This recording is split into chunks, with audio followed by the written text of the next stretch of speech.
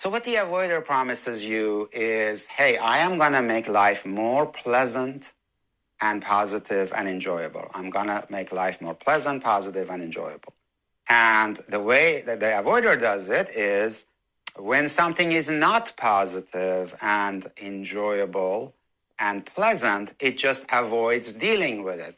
And that includes tasks that are not pleasant, tasks or projects that are not pleasant. So instead of dealing with those tasks, you procrastinate against them. So procrastination is a big thing that avoiders can do. And the other thing is conflicts. When there's a conflict with a person, instead of dealing with that conflict, bring it up, working on it, you avoid dealing with it. So what happens in the long run is, in the back of your mind as an avoider, you know that you have avoided tasks that you have procrastinated on, and that those tasks are going to get closer and closer to deadline. And as they get closer to deadline or go past the deadline, it creates quite a mess, and it becomes a bigger and more unpleasant thing to deal with.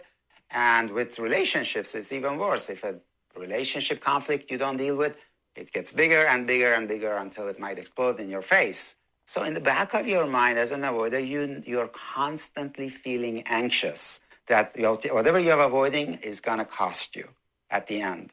And so just think about it. The avoider promises you a life that's more pleasant, more positive, and more enjoyable. And in the long run, it actually delivers the exact opposite of it, because you're constantly anxious about what you've been avoiding. Short-term avoidance of the unpleasant gives you some of the goodies that the avoider promises you. Long-term, it absolutely delivers the opposite. So are you getting the picture that I'm talking about? Gives you the breadcrumbs instead of bread, wins the short-term battle but loses the war. So they lie to you saying they're your friend. You can get the goodies through the sage, not through the saboteur.